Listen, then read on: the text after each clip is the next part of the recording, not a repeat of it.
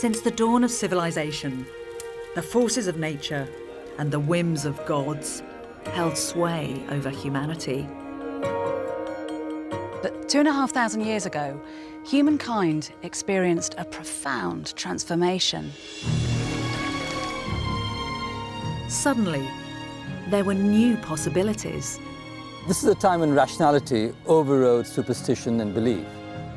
This is an ethic which does not rely on the gods. The world is now explained in terms of natural forces. We're now responsible for our own destiny.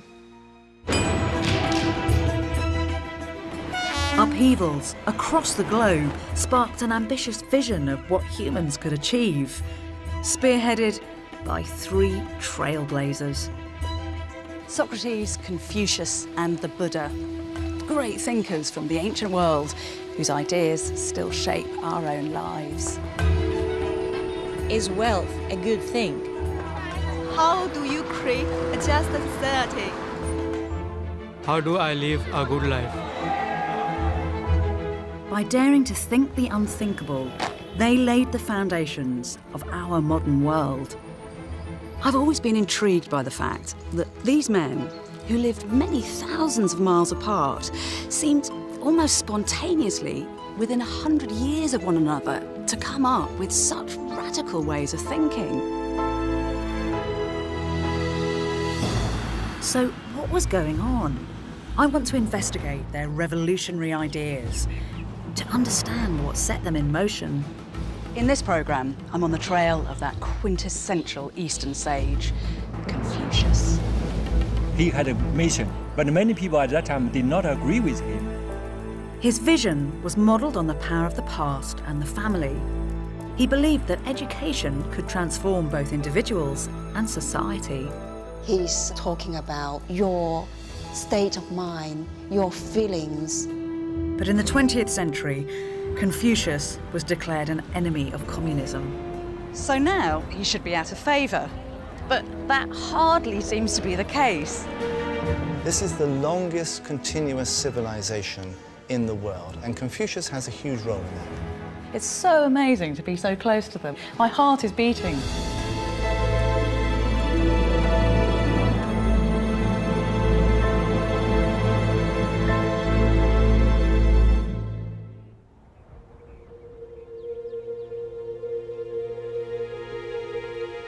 In 551 BC, an elderly ex-soldier from the ancient state of Lu faced a grave predicament. His family line was in danger of ending. He needed a son to continue his name, someone who'd be able to perform the vital rituals to honour him and his ancestors. The old man took a young wife. We're told that she went to a sacred mountain and prayed hard for a boy. The son she bore would become known as Master Kong. In Chinese, Confucius. In the West, we call him Confucius.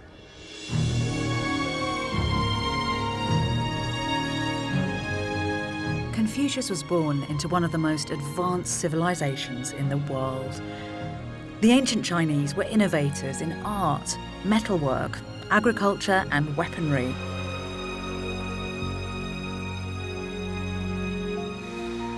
And from around 1000 BC, they developed a sophisticated political system, a network of vassal lords who bore allegiance to one king.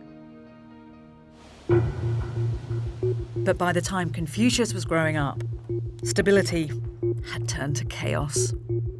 This was an age when all of ancient China was trapped in a ruthless cycle of war.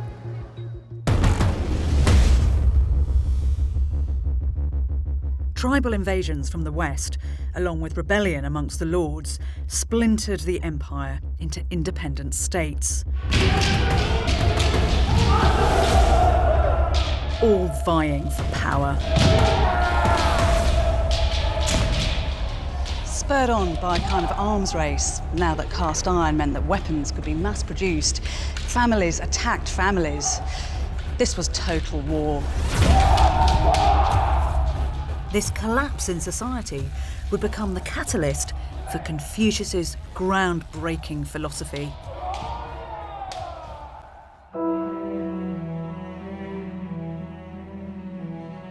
The oldest record of Confucius' life and ideas, the Analects, were compiled about a century after his death. These fragments of his conversations, along with other later histories, give us clues to his life story. We're told that Confucius was just 3 when his father died. Old aristocracy, he'd fallen on hard times, one of the victims of the turmoil of the age, leaving Confucius's mother to raise her son on her own in a kind of genteel poverty. Interestingly, it seems that education was Confucius's lifeline. Somehow, probably through a mix of private teachers and homeschooling, and you suspect the sheer grit and determination of his mother, Confucius was taught history, poetry, and ritual.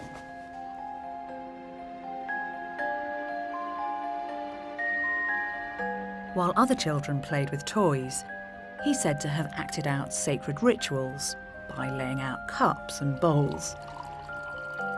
Now, these weren't just empty gestures, a bit of spiritual theatre. The kinds of rituals that Confucius learned played a crucial role in the ancient Chinese worldview. A worldview in which order and harmony, both on Earth and in the cosmos, were considered essential goals if life on Earth was to continue.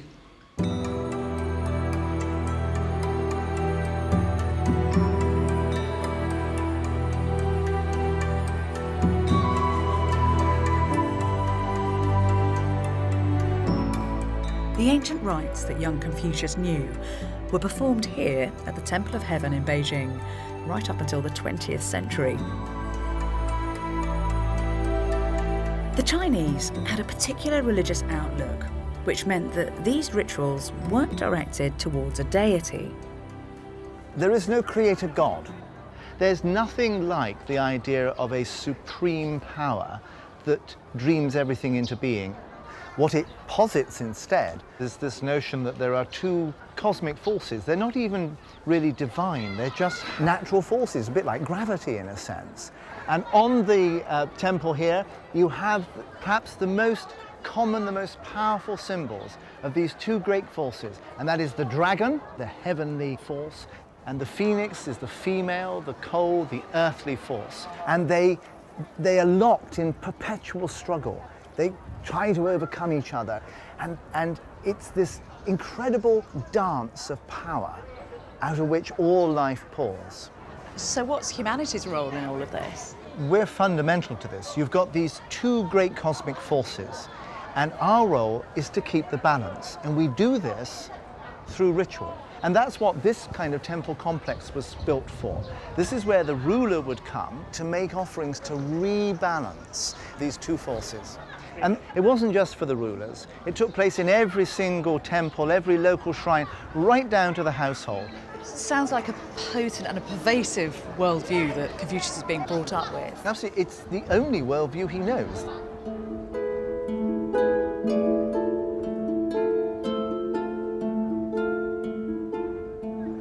As he reached adulthood, it looks as though Confucius grew to appreciate the gaping disparity between the ancient ideal of order and the reality of life subject to the chaos that raged all around him. His search for a solution to that intractable problem at the very heart of Chinese society would prove to be his life's work.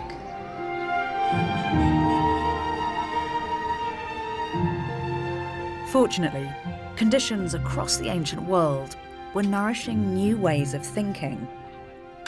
Improvements in agriculture, increased trade and growing urbanisation meant that some in society were less tied to a life of subsistence, creating the opportunity for men like Socrates, the Buddha and Confucius to develop their ideas.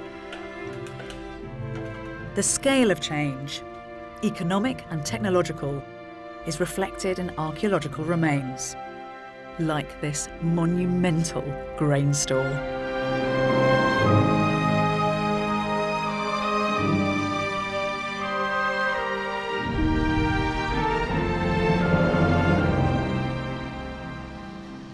Advances in technology from the Iron Age onwards led to an increase in agricultural yields that that were stored in massive pits like this. Suddenly, for ordinary people, because they had enough food, life just wasn't a grinding cycle of a kind of hand-to-mouth existence. Obviously, stores like this provided grain, but they also gave another great gift: time to think. When Confucius was about 20, we're told he landed a bureaucratic job, managing grain stores like this. But his mind was occupied by the turmoil of the day. Looking around him, it seemed obvious to Confucius that humanity needed help, and how he responded is considered a first in Chinese history. He began to engage in systematic philosophical inquiry.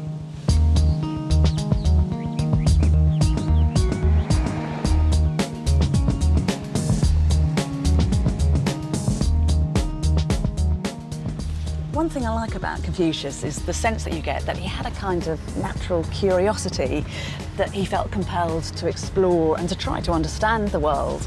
And in his early 20s, he decided to leave his home state of Lu and get on the road. Travelling west, he would have eventually met the Great Yellow River. I think we have to imagine him at this point in his life as a kind of ethnographer, going from one place to another with open eyes and an open mind, gathering together experiences and encounters.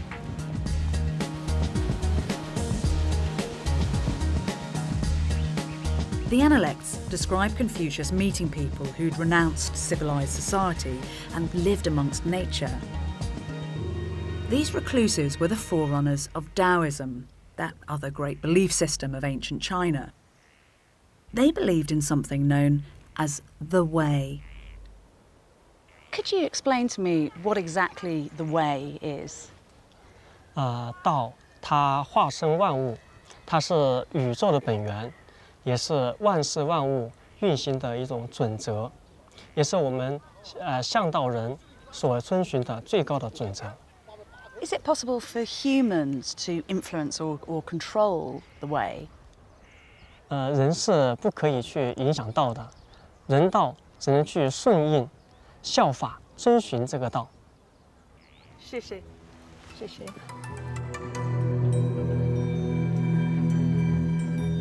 The Taoists believed that developed society diverted us from the Way. Society was artificial, something people imposed on the natural, spontaneous way of the universe. Only by reconnecting with the forces of nature could we achieve harmony once again. Confucius reacted to Taoist belief with a kind of frustrated indignation. We can't go and live with the birds and the beasts. Am I not a man among men? If the Way prevailed in the world, there'd be no need for me to change it. Confucius's search for solutions to the problems of his day took on a more practical, political dimension. For him, the Way wasn't an intangible cosmic force. Instead, he saw it as the harmony that could be brought about by a perfectly ordered society, something attainable by human action. It was a claim the Taoists thought the height of arrogance. This critical dispute is embodied in one legendary encounter. Confucius is said to have come here, the city of Luoyang.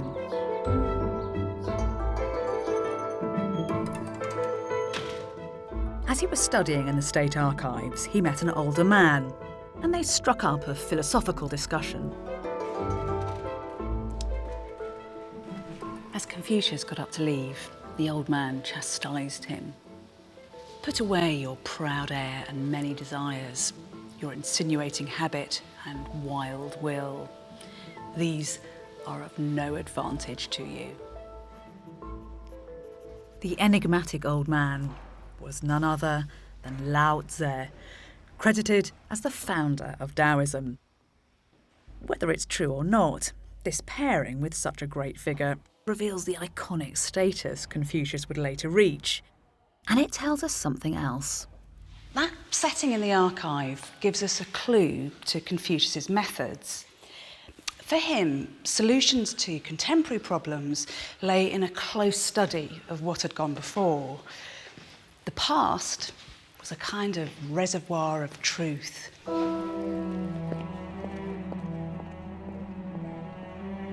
Ever since he was a boy, he'd been schooled in ancient texts. Now, as a man, they became the inspiration for and the very foundation of his philosophy. Recent discoveries have shed new light on these classic texts of Chinese history. 800 bamboo slips, which contain the earliest evidence of Confucius's words. They were found in 1993 in a tomb of an old nobleman. Amazing. Yes. And they date back to when? Oh, these were dated to the 4th century BCE, roughly 100 years after Confucius. Yeah. And it says something like, set your mind on the way and be virtuous. Do everything in accordance with humanity. Not only the earliest words of Confucius, but beautiful words too. Wow. And they were so amazing because they provide us new information on early classics that were very important to Confucius himself. And for example, this particular slip mentioned about the classics he would have read. The Book of Odes, Ritual, and Music. The Book of History is very important because it recorded figures such as the Duke of Zhou and the early kings of the Western Zhou that was about 500 years before Confucius' time. And these men were able to lead a society of harmony.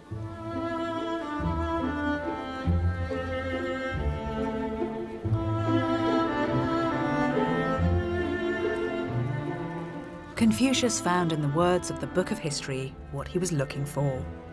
An ideal model where social and political harmony had prevailed, engineered by the almost superhumanly sage rulers of the early Zhou dynasty. In particular, the Duke of Zhou. When his brother, King Wu, died, the Duke could have seized the throne. But it's reported that instead he acted loyally, ruling as a regent for his nephew, the king's son. And then, when the boy grew up, fairly and faithfully, he handed over the reins of power.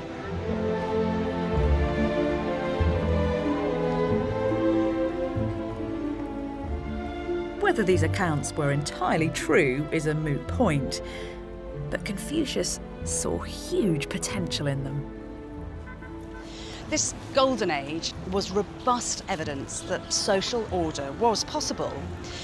By following the practices and the examples of the early Zhou, by reviving the past, there could be solutions to the problems of the present. It is the great thing about golden ages. They're very comforting. We believe that if humanity was capable of wonderful things in the past, we can achieve them once again.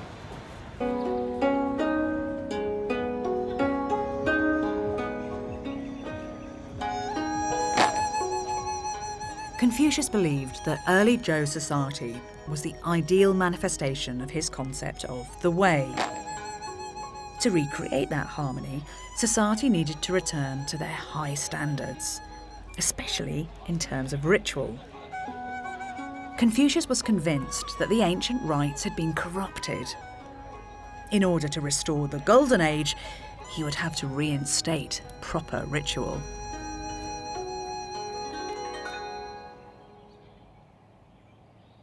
Here, in Confucius's hometown of Chufu, is a temple dedicated to the master.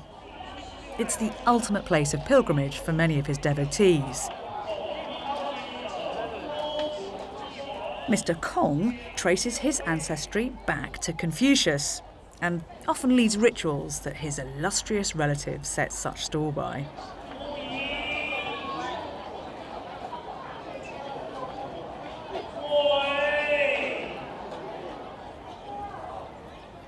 作为孔子后人呢，我们每年呢是有2次非常庄重的来祭祖。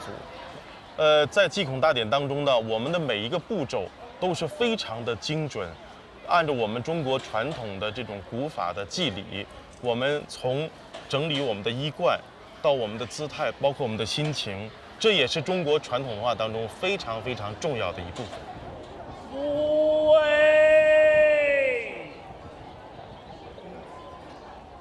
But ritual here has always meant more than just ceremony. It's an all-encompassing ethos that shapes every aspect of people's behaviour, including what we might call etiquette and customs. 那么礼对于我们在平常的日常工作生活中太重要了。当我们第一次见面的这个朋友，我们相互之间的问候，比如说我们的握手，我们的握手握2下。如果是 hello no good hello yeah okay good 在所有的公共场合的时候呢，我们每个人要有礼节礼貌，要懂得社会的公德，我们不要去妨碍别人的利益和去给别人带来不方便的事情。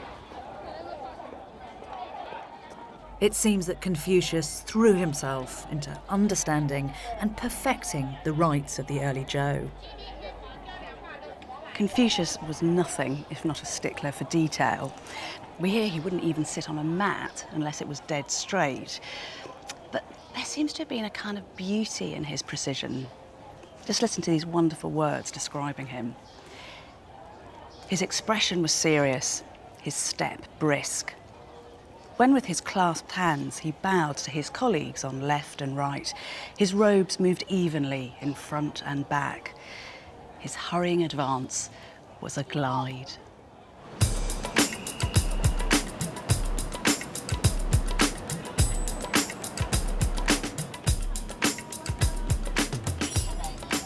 Confucius set out to transmit the importance of proper ritual, promoting his ideas right across the land. One account describes his rather hostile reception from a government advisor from the state of Qi. Confucius lays such stress on appearance and costume, elaborate etiquette and codes of behaviour that it would take generations to learn his rule. One lifetime wouldn't be enough. To this day, Confucius is often criticised for his pedantic attachment to intricate forms of antiquated ritual. But what his critics didn't understand is that he discovered something radically new within these ancient rites. Something which marked a critical shift in his thinking.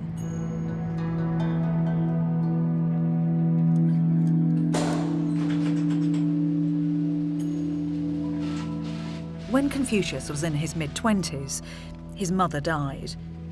For 3 years, he dutifully carried out ancestral rites in her honour. But he would breathe new life and new meaning into these traditions.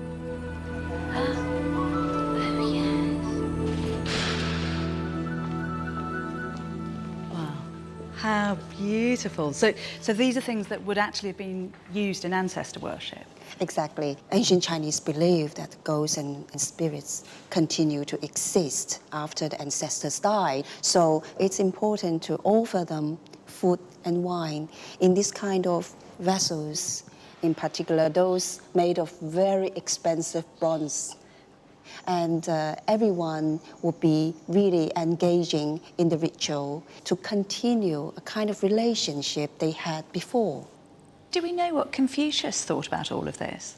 Well, Confucius still believed that ancestors were still a very important part, but he started to shift the emphasis towards the living by saying that it means that it's important for us to develop this kind of reverence and the proper relationship while they're still alive. As he said in the Analects very clearly that if you don't know how to serve the living, how would you know how to serve the dead? That's really interesting. He's saying actually focus first on the here and now, on those who are still around you in the day-to-day, before you start to think about those who are long dead. You were so right. It's no longer just about objects like this. It's about your state of mind, your feelings, your love and sincerity from inside that you would have towards these people around you.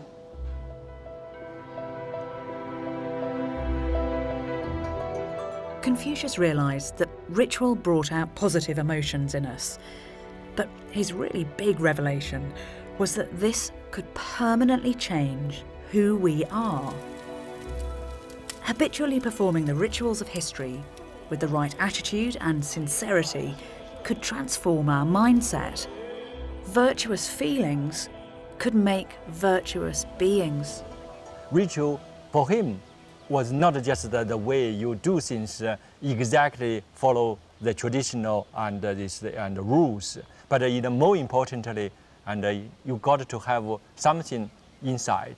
You got to have reverence, respect, because this was the way to cultivate your inside goodness, inside these kind of and qualities, and the whole person would be transformed down inside. I mean, that sounds really radical. So he's saying you need to do things properly, but they're not just a mechanical action. It affects who you are inside, sort of psychologically. Yes, exactly. Not only just bring order to this social and life, but also this to create a new psychological and this meaning there, and try to cultivate this good human qualities. Yeah, it's interesting because he doesn't sell himself as an innovator, but he was. Yes, he was. I think Confucius said, he was the only transmitter.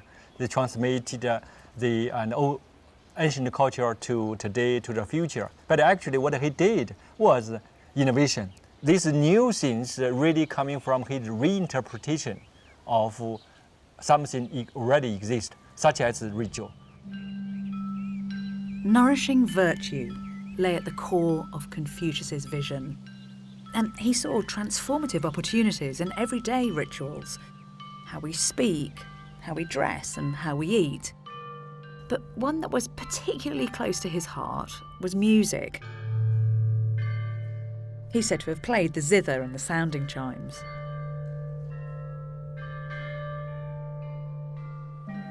This was a time and place where music was all around, played on totally wonderful things like this monumental set of bells that dated to just after Confucius' death. Music was played to accompany ritual in temples and homes. So if you listen to these, then you'll be hearing the sounds that would have surrounded Confucius during his lifetime.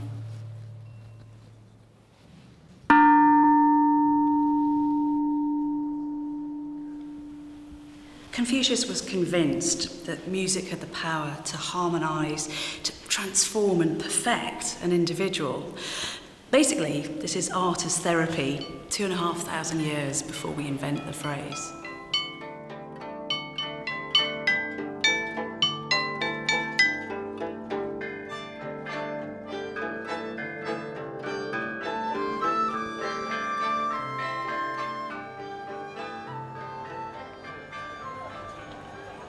This practical application of philosophical ideas in day-to-day life is something that really marks out Confucius, as well as those other game-changing philosophers, the Buddha and Socrates. As a philosopher, you don't just indulge in abstract musings, you develop a robust delivery mechanism for your theories. Ideas have to have traction, and they have to have tangible impact. Confucius was a practical man. He'd been spurred into action by the bellicose times into which he was born. His philosophy would only truly be a success if he could effect change on a grand scale. Confucius came to think this, that shaping and cultivating moral individuals was the key to creating a stable social and political order. By figuring out what made a good person, you could make a good society. And so his mission was this, to teach people how to be virtuous in a world of political disorder and moral decay.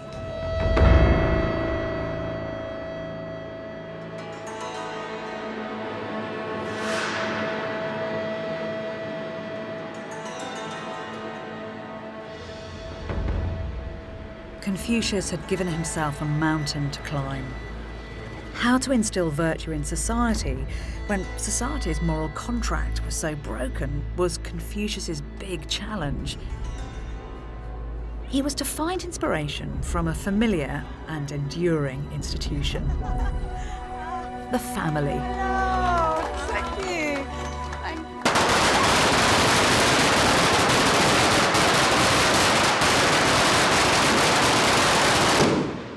Wow, that was quite some welcome. Thank you, Shishi. Confucius noted how families are organised along hierarchical lines with fixed responsibilities. From birth, we learn our place within key relationships. Husband, wife, father, son, older brother, younger brother. Recognising, oh, thanks. Oh, yeah, thank you very much. Recognising your, shishi. Recognising your place within these relationships and fulfilling your mutual responsibilities within that hierarchy towards essential moral values. From the family, we developed a sense of loyalty, of honesty, of duty, of respect, of filial responsibility. Basically, to love those around us. Confucius saw that the concept of family was a potent model and a potential solution for society's ills. The family showed how authority could be both exercised and submitted to, fairly and productively, not through intimidation, but through mutual assent.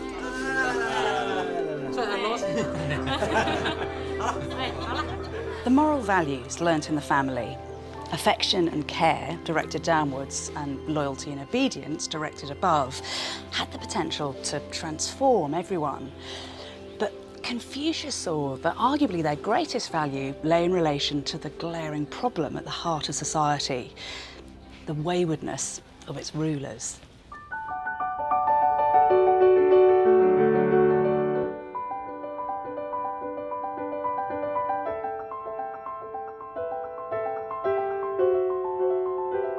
This magnificent sword embodies what, for Confucius, was the fundamental problem with Chinese leadership. This was made when Confucius was alive, and it tells us all about itself. There's an inscription here that reads, "Belonging to King Go Zhen of Yue, made for his personal use."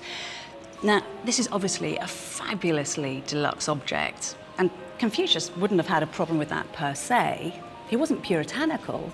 He enjoyed the good things of life, swimming in rivers, singing with friends, and he understood the need for worldly goods. But he did not think that good men should devote their time and energy to the pursuit of personal gain. And he didn't believe in immoderate action, anywhere, anytime, from anyone.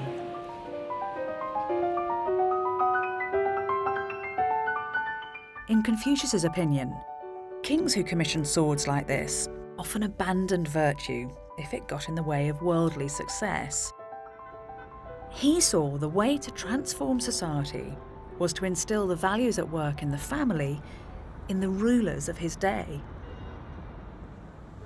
To understand the power they wielded, you only need look at the way they were honoured in death. This ruler, from around the time of Confucius, was buried along with 26 expensive chariots and 70 sacrificial horses.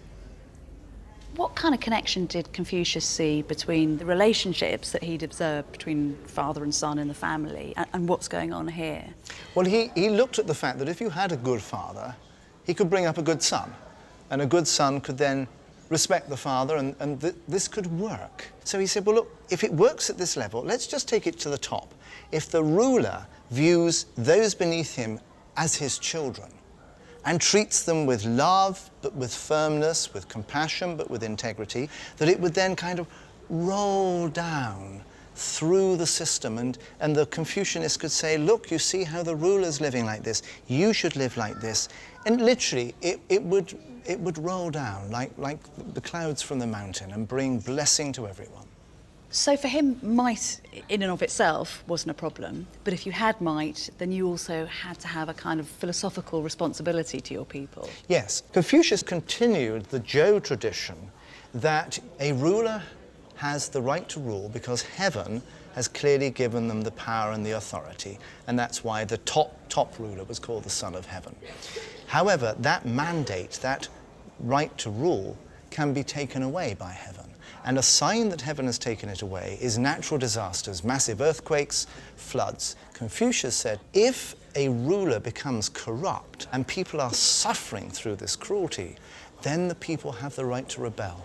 And so Confucius, at one level, tells you respect, honor, duty, loyalty. And he also said, and if that fails, you have the right to overthrow. Amazing trick.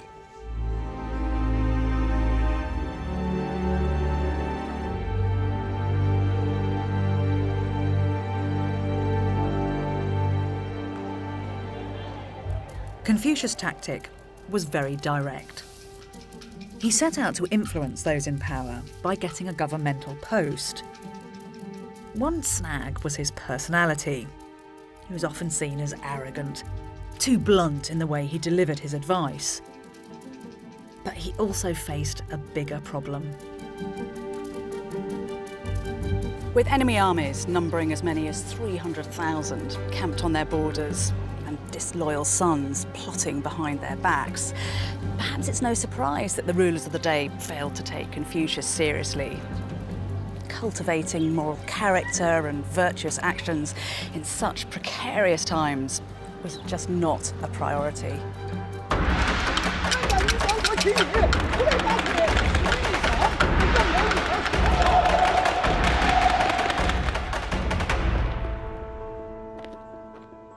With rejection upon rejection, Confucius's faltering political career looked set to fail, and his ideas in danger of being lost to history. But he was tenacious and resourceful. In his early 50s, it looks as though he decided to change his strategy. He gathered together a few belongings and hit the road once again to continue his moral crusade. Only this time, he wasn't alone. He was travelling together with a group of devoted students.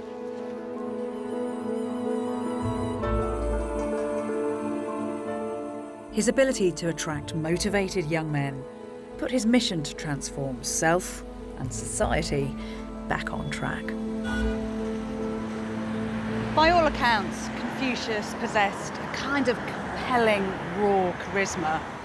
Now, combine that with intellectual rigour, with bold, exciting new ideas and inspiring moral instruction, and you've got a potent mix. Whilst Confucius had failed alone, a band of around 70 students could infiltrate the corridors of power at many levels and in many states. They could be a moral vanguard to advise and instruct rulers on how to rule virtuously. And for this vital role, Confucius was scrupulously meritocratic, accepting students even from the poorest of backgrounds. In the Analects, Confucius said, "I have never refused instruction to anyone, if, of his own accord, he comes to me." This in itself was a truly innovatory moment, marking an historic shift. He was urging that Chinese society should no longer be governed by a hereditary elite, people who owed their positions simply to their bloodlines. Rather, it was those who were most virtuous, most concerned about the well-being of others, who should lead. His way was open to people from any background to rise to positions of authority. Confucius shared his groundbreaking commitment to a kind of egalitarianism with Socrates and the Buddha. Their solutions were, in theory, available to everyone. But to a greater or lesser extent, when it came to women, they all seemed to have struggled. None of them were exactly model family men. The Buddha left his wife and child. Socrates treated his young wife pretty cursorily. But at least those two included women in their thinking and suggested they could be part of a solution to society's problems. However, when it comes to Confucius, it seems that he had next to no time for the female of the species.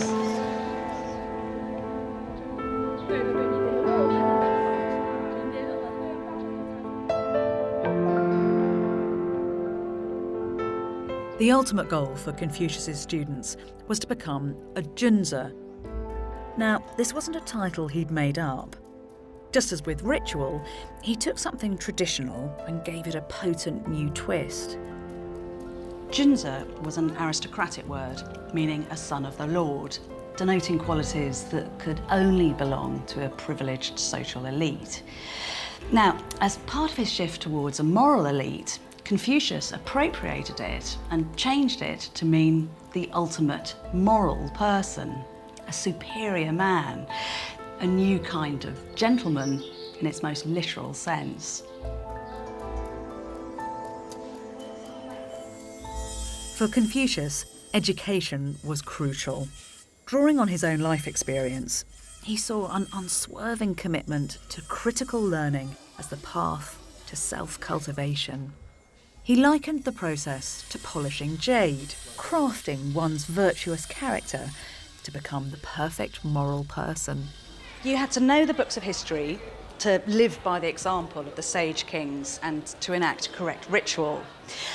But what was essential was to be morally alive to your environment, to understand how to behave intuitively in any situation, to think for yourself.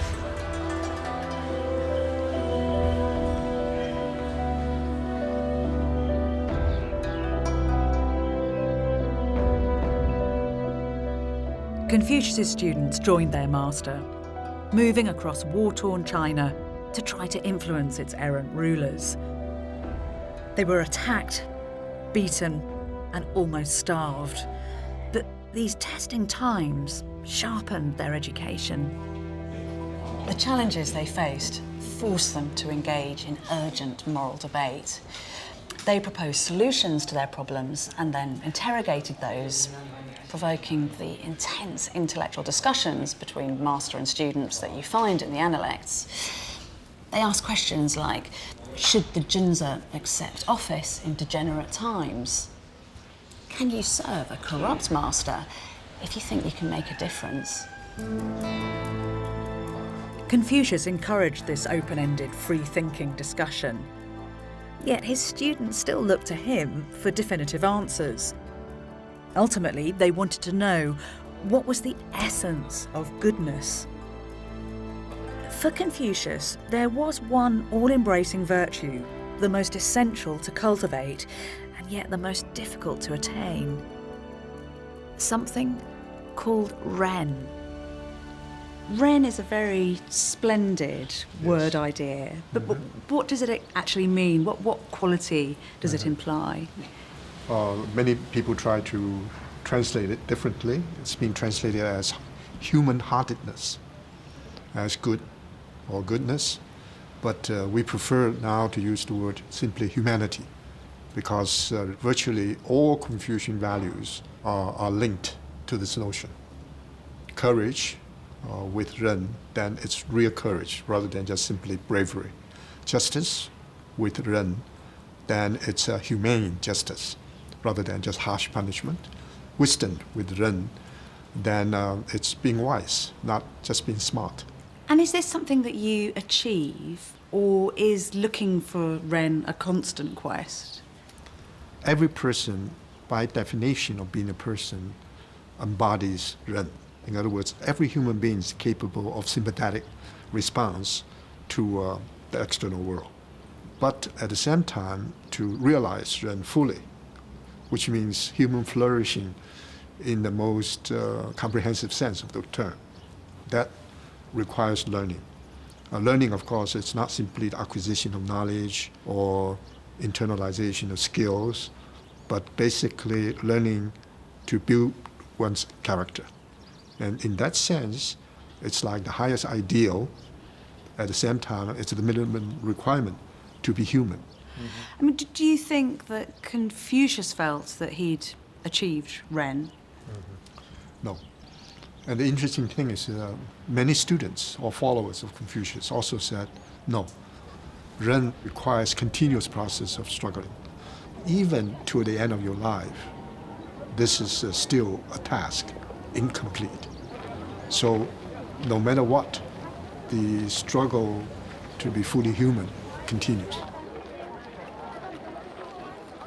There's something in Confucian philosophy, a core message, that I find really genuinely inspiring. It's his golden rule taken from the Analects. One student said, "Is there a single word that I should use as a rule to live my life by?" And the master replied, "That would be empathy, perhaps. What you do not wish for yourself, don't do to others." It's this focus on human relations and being compassionate that I think comes closest to defining what Confucius meant by the term Ren. I do love this about all three of the philosophers whose stories I'm investigating. They made it clear that none of us operate in isolation. It isn't that man is the measure of all things, but man's relationship with man.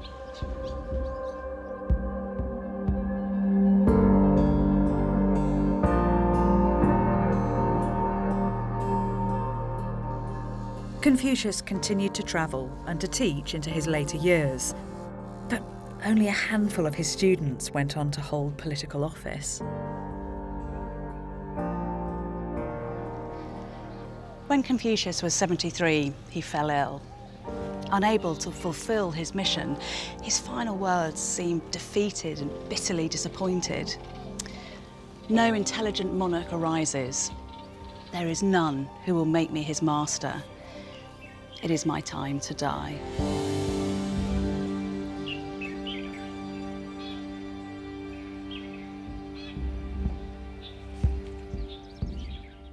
Confucius was buried here in his hometown, Chufu.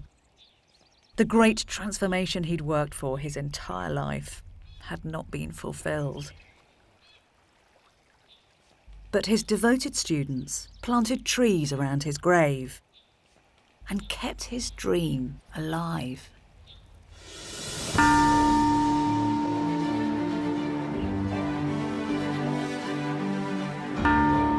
For 300 years, Confucius's ideas continued as just one of many Chinese schools of thought.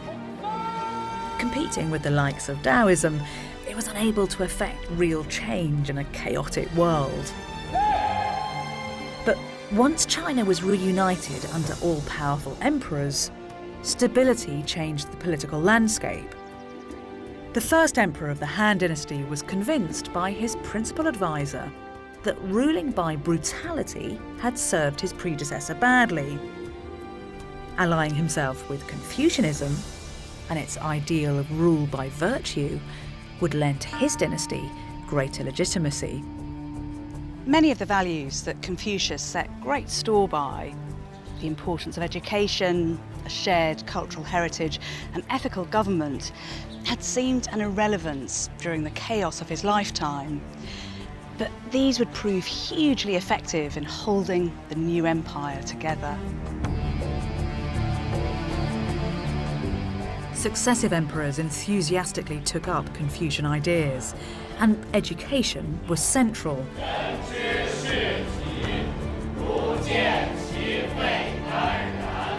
The poetry, arts and music of the early Zhou were revived as a means of cultivating the goodness and virtue within. School children learnt the Confucian canon by heart, meticulously writing it out in their best calligraphy. Knowledge of the books of history and rituals of the Zhou dynasty became a prerequisite to be part of the civil service. Confucian education and Confucian texts became a powerfully integrative force in Chinese history. And of course, it was very useful for rulers to have all that emphasis on obedience and respect and top-down structure.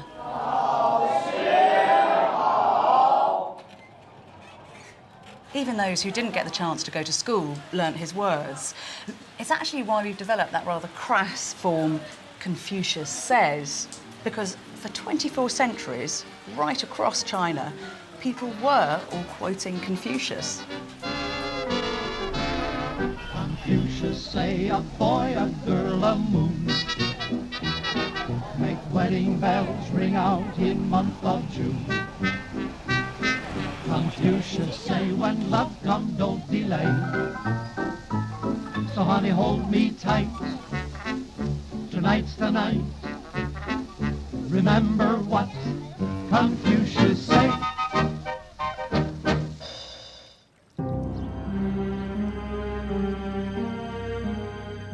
But all that changed in the 20th century.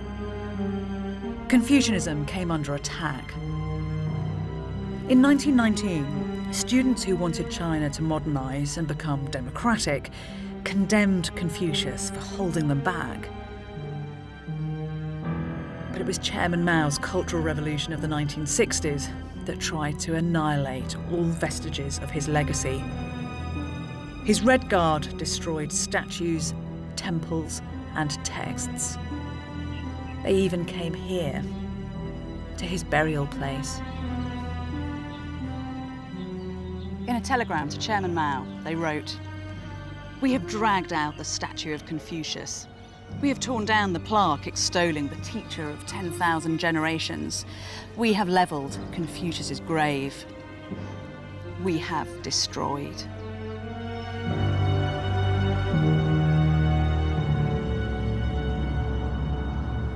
It is really chilling coming here to see how a raging, rigid form of an ideology tried to obliterate the memory of a man of ideas.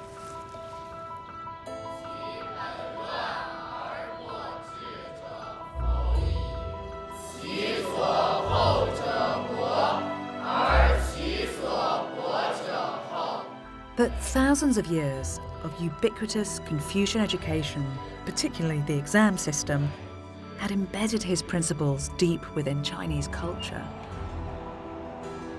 By the start of the 21st century, the government began once again to embrace his ideals. Today, Confucianism is undergoing a renaissance, and education remains at the forefront.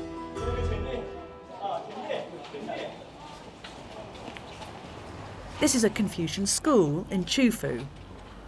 120 pupils from the ages of 6 to 18 study the Confucian texts and classical arts here. It's just one of around 3,000 schools in China that teaches Confucian values and philosophy.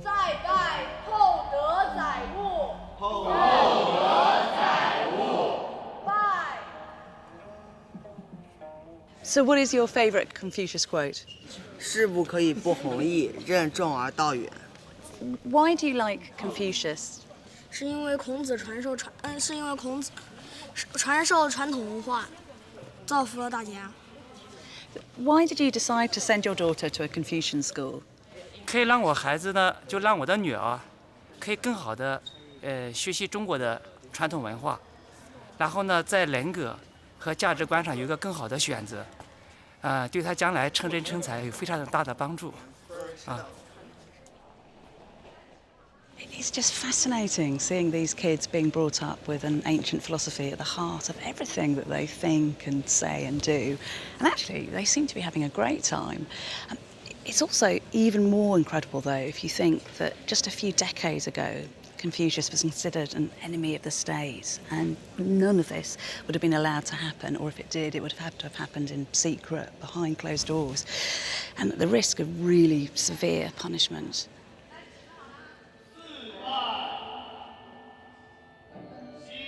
In modern China, greater individualism is seen to have undermined a collective sense of right and wrong.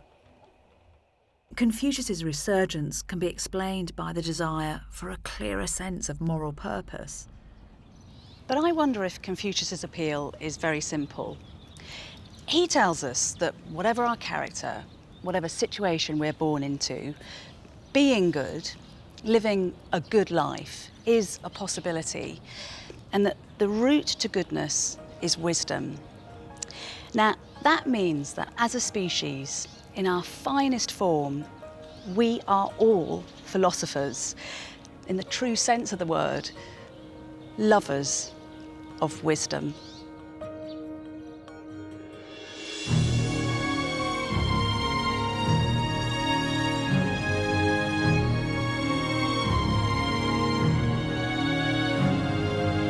Across this series, I've examined the ideas of three inspiring minds of the ancient world.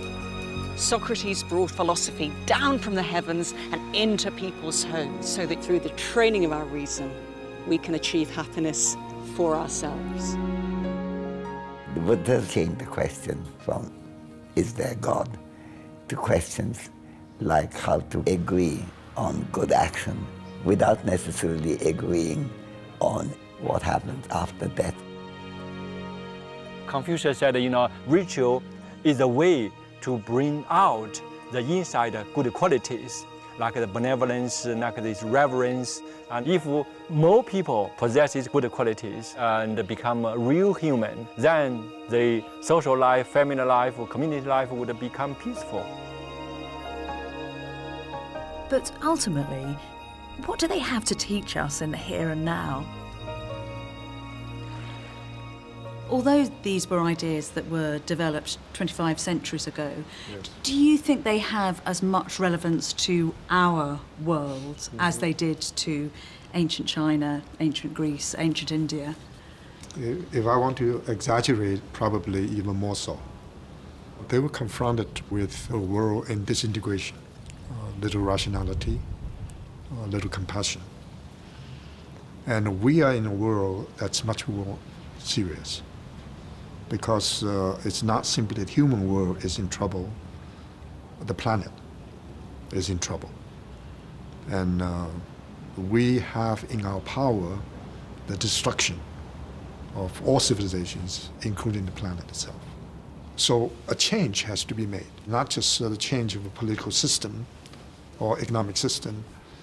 These are absolutely necessary, but a change of a mindset and the retrieval of the wisdom of Socrates, Buddha, and Confucius.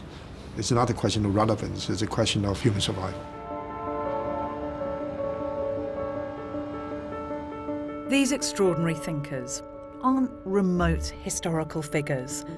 They are pioneers of human consciousness, whose ideas have informed and enriched the lives of countless people to this day. Their radical responses to the social upheaval of their age have in many ways determined who we are now. Their message was inspiring and challenging, that the world isn't unknowable, unchangeable. By engaging with it fully, we can lead better and more meaningful lives. We have agency. Our minds can shape the world.